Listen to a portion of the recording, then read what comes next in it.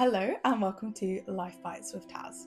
I've started this channel because I want to focus on habits that help me retire early and break away from my endless scrolling addiction. Instead of consuming content, I want to create it and share my journey with you along the way. So it is the last day of September. I've just got paid and I wanted to do a kind of budget with me, no spend October kind of vibe.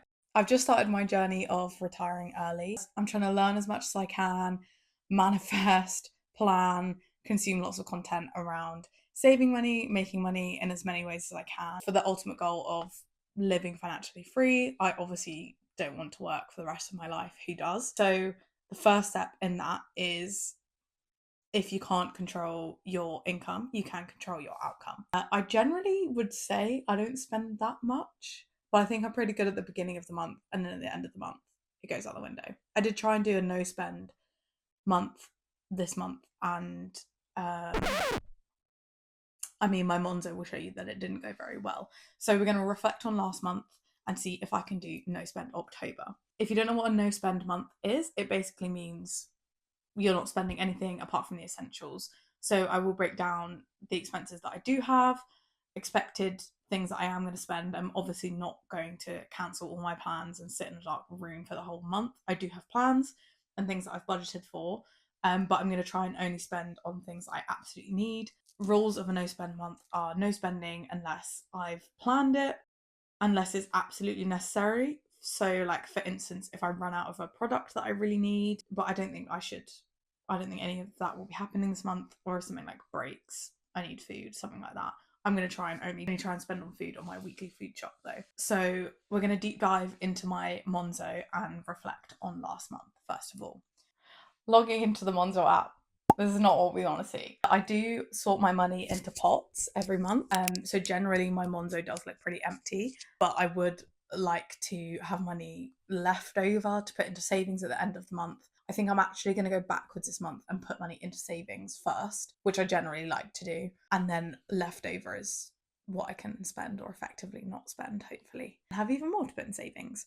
We have just moved out, so I'm still getting used to paying all those expenses and things like that. I haven't really been able to save that much yet because obviously everything's been going on the house, renovating, things like that. So just looking back at what I spent last month, I'm going to go into trends, which is really why I love Monzo. You can really see everything that you spend on, and specifically the categories. So every time you spend, it will ask you what category your transaction is, or it will automatically categorize it. So if I buy a McDonald's, it's going to know that that is going into the eating out category. Humblingly, eating out last month was £265.11, which is insane for me. I never spend this much on eating out. I rarely eat out. There was a lot of coffees, which I think is something I can cut back on. Say that 4 in a month, that's not a lot for some people, but I am going to try and obviously only make coffees at home. Domino's, £31.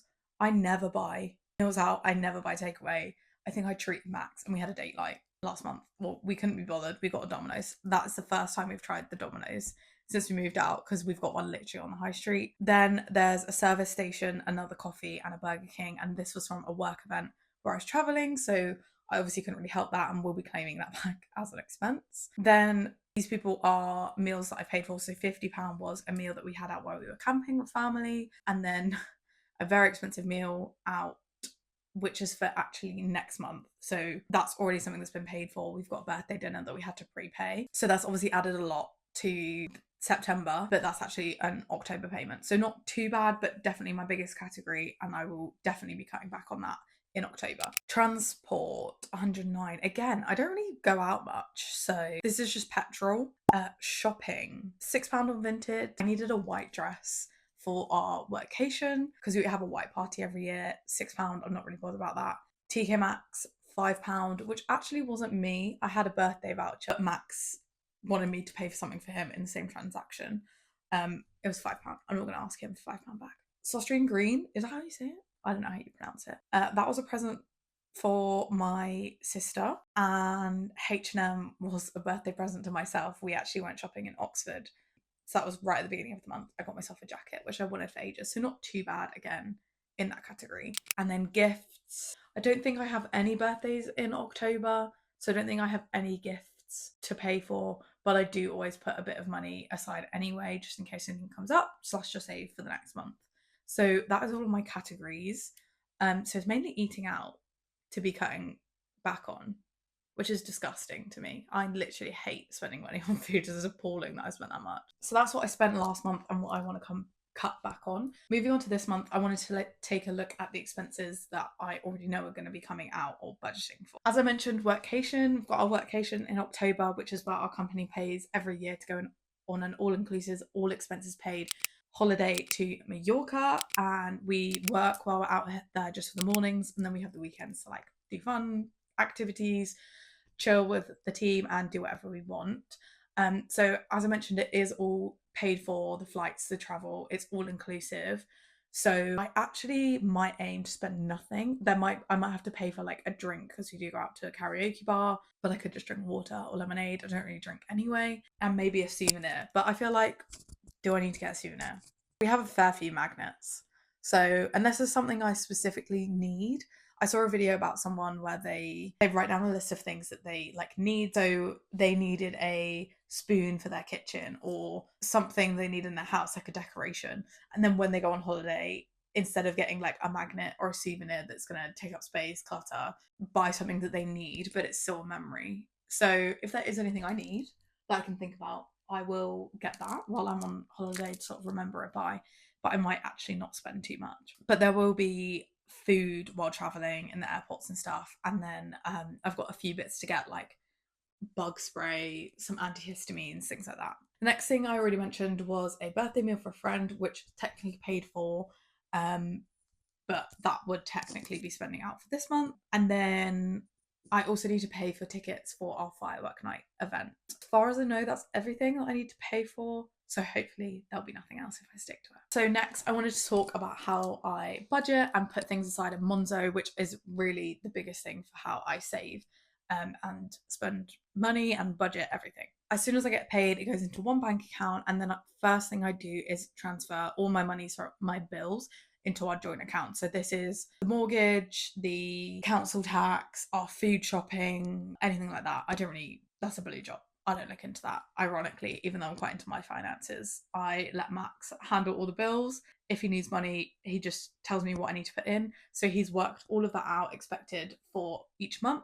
And then we actually split our bills 60-40 because that's how we earn our salaries, are 60-40. So we then pay our split percentages into that amount every month, and everything just comes out from that account, which I find super easy. So £1,101 is going towards bills. Next thing I do is always pay off my credit card. I have a Tesco credit card, which I did really love because I got loads of Tesco points before. I used to always fill up petrol from Tesco and would like do top-up shops from Tesco when I lived at home. Now I never go to Tesco, and Max doesn't let me get Tesco fuel. He's a very much a car guy, so I have to get BP fuel. So I never go to Tesco anymore. So I am thinking about getting a new credit card, switching credit card. I know you can sometimes get an incentive for switching banks. I don't know if that's a thing. Credit cards, or getting a good, just seeing if there's a better deal out there that's more useful to me. Does Sainsbury's have one?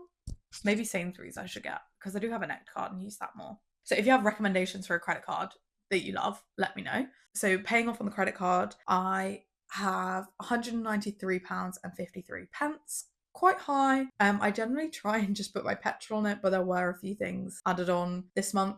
So again, I want to keep that as minimal as possible next month and just try and not use my credit card at all, apart from petrol, which I put on it just to make sure I'm using it and get a good credit score. Next is my gym payments. I always put this into a pot. I put £48 away, as mentioned, which is for my gym membership. And then I also have a gym app. And my final expense is my phone bill, which is £17.02. I just have the iPhone 13 still. It's cracked. It's not great. The battery life isn't great, but I refuse to pay £50 a month for the newest phone when this is fine. It's still working. The camera's working. It does what I need. The battery isn't great, but to be honest, I'm always at home. I always have a charger. I'm quite happy paying my £17 for now until it absolutely dies and I have to get a new one. So my total for all my bills and expenses is £1,359.55. This month I am getting paid £1,971.64 from my salary after tax. I will talk about a few other things after that. So left over, I then have £612.09. And now I'm going to talk about how I split that into my Monzo pots. So I'm going to pop up here my Monzo pots. This is how, like I said, this is how I budget every month. I literally do not know how I would save anything if I did not have these pots. So I will always put about £80 into petrol. Again, I'm not making any big trips or anything this month, so £80 should be fine. Presents, like I said, I didn't think I have anything this month, so I'm just going to put £15 into presents. Christmas, I've been putting away each month and trying to save. Christmas is the pot. If I ever needed money for something, I did dip into my Christmas pot. So I kind of want to like rebuild this one a little bit. And I also just like to make it up to a round number because I actually have, I think I have roundups turned on. So in Monzo, you can actually turn on roundups. So every time you spend, if I spend £1.50, it will charge me £2 and then 50p gets sent to my Christmas pot, which just helps add up a little bit and you don't even realise it's going. So I'm gonna put £67 and 25p into my Christmas pot to get it up to 150. Next is dates. I always put £20 a month aside for dates. Sometimes I do a bit more, sometimes I do a bit less. Again, if this is just left over at the end of the month, I kind of end up using it. So I would like to start building up a buffer for this. We don't really do much. We alternate each month. So Max has even months and I have odd months. So I think my Domino's was my date this month, which wasn't a great date. So it will be Max doing the date for this month. So if I put £20 away now, I will hopefully have £40 in November for when it's my date. Camping, again, camping is a hobby/holiday pot that we always love to do. We haven't been able to get away much this year. We did just go on a camping trip, so my camping pot is now empty. But again, I like to just put away and build up this pot as much as I can, just in case we then have an impromptu weekend where we can go away. So I'm going to put £30 into that.